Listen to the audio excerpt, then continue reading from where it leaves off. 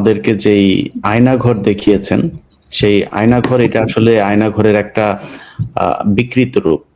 আয়নাঘরের আসল যে রূপ আমরা বিভিন্ন মানুষের কাছে এতদিন ধরে যেটা জেনেছি, এবং যারা এইসব আয়নাঘরগুলোতে র্যাব, ডিজিএফআই, পুলিশ, বিভিন্ন বাহিনীর যে আয়নাঘরগুলো ছিল সেখানে যারা বন্দী ছিলেন, তারা কালকের সেই বিষয়টা দেখে বিস্মিত। আমাকে বেশ কয়েকজন জানিয়েছেন যে ভাই, এটা আয়নাঘরের আসল রূপ না। আয়নাঘর আরো অনেক ছোট ছোট রুম, অনেক ঘিঞ্জি পরিবেশ, সেখানে দেয়াল কেটে তারপরে জানালা বানানো হয়েছে। সেই জানালাগুলো যেখানে ছিল না, যারা ভেতরে ছিলেন তাদের বর্ণনা অনুযায়ী এটা পুরোপুরি এই 6 মাসে এটার একটা অবকাঠামোগত পরিবর্তন করা হয়েছে। সেই পরিবর্তন করে তারপরে মানুষের সামনে তুলে ধরা হয়েছে। তো আমরা জানি না ওয়াকার এবং ইউনুস, এই আসিফ নজরুল মিলে জনগণের সাথে এই প্রতারণা কেন করেছে। আওয়ামী লীগের প্রতি তাদের এই যে মানবতা, মানুষকে বুঝতে না দেওয়া যে শেখ হাসিনা কতটা নিষ্ঠুর, কতটা নির্দয় ছিল, সেটা বুঝতে না দেওয়ার এই যে একটা কৌশল, এটা কেন নিয়েছেন সেটা তারাই বলতে পারবেন। আমার সাথে যেসব মানুষেরা গুম আছেন, আমাদের এখানে আসলে আজকে অনেকেরই উপস্থিত থাকার কথা। আমি এট এ টাইমে হয়তো সবাইকে নিতে পারবো না, তারপরেও বেশ কয়েকজন আছেন। আমরা তাদের আমি সবাইকে আলাদা আলাদা করে পরিচয় করে দেওয়ার চাইতে আমার মনে হয় প্রথমে শুরু করি আমাদের আহমেদ রফিক ভাই। জি শফিক ভাই আগে বলবেন। আচ্ছা, জি শফিক ভাই, আপনি তাহলে শুরু করেন। আসলে আমরা যে আয়নাঘর দেখেছি, সেই আয়নাঘরের কোন এক জায়গায় আপনিও ছিলেন, সো আপনি কেমন দেখেছেন, কালকে যেটা দেখেছেন তার মধ্যে কোনো পার্থক্য ছিল কিনা? আসসালামু আলাইকুম রহমতুল্লাহ বারাকাতুহ। ইন্নাল হামদুলিল্লাহ ওয়াসসালাতু ওয়াসসালামু আলা রাসূলিল্লাহ। ধন্যবাদ জানাচ্ছি আজকে সাংবাদিক ইলিয়াস ভাই আমাদেরকে আমাদের কথাগুলো জাতির সামনে তুলে ধরার সুযোগ করে দেওয়ার জন্য, এবং একই সাথে ধন্যবাদ জানাচ্ছি আজকে যারা আমাদের দর্শক, আমাদেরকে অনেরা যারা দেখতেছেন, সকলকে জানাচ্ছি আন্তরিক শুভেচ্ছা ও অভিনন্দন। প্রিয় দেশবাসী, আপনারা গতকালকে আমাদের প্রধান উপদেষ্টা সহ বেশ কয়েকজন উপদেষ্টা মন্ডলীর সমন্বয়ে আপনারা দেখেছেন যে ওনারা আয়নাঘর পরিদর্শনে গিয়েছেন। এজন্য আমরা ওনাদেরকে আন্তরিকভাবে ধন্যবাদ জানাই। তবে আরো বেশি খুশি হইতাম যদি 5ই আগস্টের পরপরই ওনারা মানে যখন সরকার গঠন হলো 8ই আগস্ট এর কয়েকদিনের মধ্যে খুব যত দ্রুত সম্ভব আয়নাঘরগুলো যাইতে পারতেন যদি, তাহলে আরো বেশি ভালো হতো। আমরা গতকালকে যে আয়নাঘরের দৃশ্যগুলো দেখলাম, এই দৃশ্যগুলোতে আমাদের স্পষ্ট মনে হয়েছে যে এখানে বেশ কিছু পরিবর্তন করা হয়েছে। তো আমাকে 2022 সালের 13ই জানুয়ারি রোজ বৃহস্পতিবার রাত 8টা 35 মিনিটে আমাকে র্যাব 1 আমাকে গুম করে, এবং আমাকে গুম করার যে কাহিনীটা ছিল আমি মোটেও কল্পনাও করতে পারি নাই। আমি ওইদিকে পরে যাচ্ছি। আগে হলো যে আয়নাঘরগুলো আমরা দেখলাম, এগুলো কতটুকু ঠিক বা বেঠিক।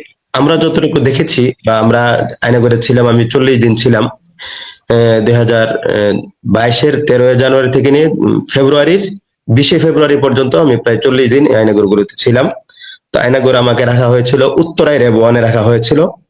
তো সেখানে আমি যেগুলো দেখেছি, ওই আয়নাঘরগুলোতে ভেন্টিলেশন ফ্যান ছিল না এবং জানালাও ছিল না।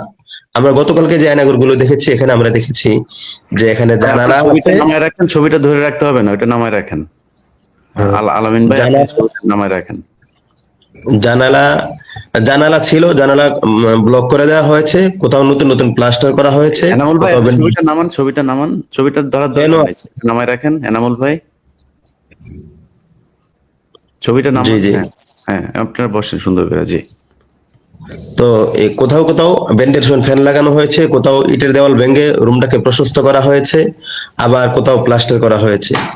তো আমি যতটুকু জানি যে র্যাব 1 আমাকে রাখা হয়েছিল, সেখানে আমাকে যে সেলগুলোতে রাখা হয়েছিল সেখানে তাদের দেওয়া ভাষ্যমতে, যেমন যখন আমাকে তারা টর্চার করতেছিল ব্যাপকভাবে, তখন তারা বলতেছিল তুমি বলবা না এখানে আরো 50টা সেল আছে, আর 50 জন লোক আছে এখানে। তো তাদের যে অবস্থা হয়েছে তোমারও কি অবস্থা হবে, অথবা তাদের যে পরিণত হয়েছে তোমারও কি পরিণত হবে। এভাবে 50টা সেলের কথা তারা বলেছে, ছোট ছোট খোপড়িঘর।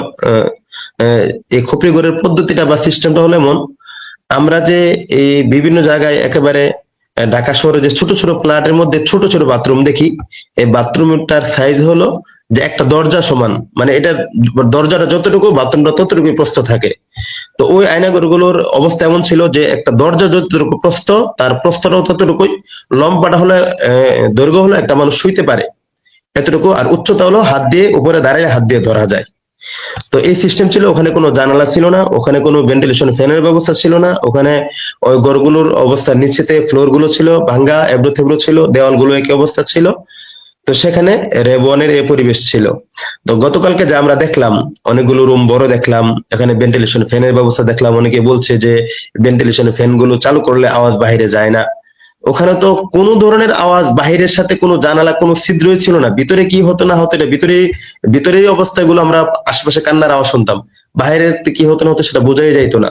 কখনো কখনো আমরা বাইরে যখন নাকি আজানের আওয়াজ আসতো, তখন আজানের আওয়াজ মাঝে মাঝে আমরা শুনতাম, আজানের আওয়াজ শুনে বুঝতাম যে দিন না রাত, বা পার্থক্য আসসালাতু খায়রুম মিনান নাওম শুনে আমরা বুঝতাম যে আজানটা হচ্ছে ফজরের, এই যে অন্য আজানের যে পার্থক্য। এভাবে ওই ঘরগুলোর অবস্থা ছিল। আর এই ঘরগুলোর একটা লোকেশনটা এমন ছিল, দুই সারি সারি সারি, যেমন কোথাও পাবলিক টয়লেট থাকলে যেভাবে থাকে আর কি, যে মাঝখান দিয়ে রাস্তা থাকে, চিপাগুলি রাস্তা, আর দুই সারি ছোট ছোট খুপড়ি, এমন ছিল ওই ঘরের সিস্টেম গুলো। একেবারে ছোট ছিল। একটা মানুষ ওখানে দীর্ঘদিন থাকতে থাকতে পাগল হয়ে যাইতো। ওখানে পাগলের চিৎকার চেঁচামেচির আওয়াজ শোনা যাইতো। আর কেউ তো কাউকে দেখার সুযোগ ছিল না। আর আমাদের বেশ বিভিন্ন জায়গায় বিভিন্ন ধরনের বর্ণনা পাওয়া যায়। আমাদের আয়নাঘর গুলো যেগুলো ছিল, আমরা যে সেলগুলোতে ছিলাম, সেখানে বাথরুম আমাদের রুমে ছিল না, বাথরুম পাশেই ছিল। সেখান থেকে বাথরুমের জন্য প্রয়োজন পড়লে তাদেরকে বারবার অনুরোধ করলে, ডাকাডাকি করলে তখন তারা ছেলে নিয়ে যেত। আবার বাথরুমের ব্যবস্থা এমন ছিল, খোলা দরজা খোলা রাখতে হবে, ওখানে দরজা লাগানো যাবে না বা আটকানো যাবে না, সেই অবস্থায় ছিল। তো একটা মানুষ কি ধরনের বিব্রতকর পরিস্থিতির মধ্যে পড়লে মানে কিছু করার থাকে না সেখানে, সেটা ইচ্ছা করে করতাম বা বাধ্য হয়ে করতাম। সেখানে তারা বাথরুমের সামনে দাঁড়ানো থাকতো, আর ওখানে বাথরুম সারতে হইতো, সময় দেওয়া হতো 1 মিনিট, 1.5 মিনিট, 2 মিনিট। আবার কখনো টাইম ওভারও হয়ে গেলে ভিতরে ঢুকে ওখানে এই অবস্থায় পিটানো শুরু করতো, হাতে লাঠি, সবসময় তারা দাঁড়ানো থাকতো। তো এই অবস্থা ছিল সেখানে। আর সবসময় তো প্রহরীরা এরকম, তাদের যে কারারক্ষী যারা ছিল বা আয়নাঘরের রক্ষী যারা ছিল, তারা লাঠি নিয়ে থাকতো। আমাদের 2 হাতে সবসময় হ্যান্ডকাপ পরানো থাকতো।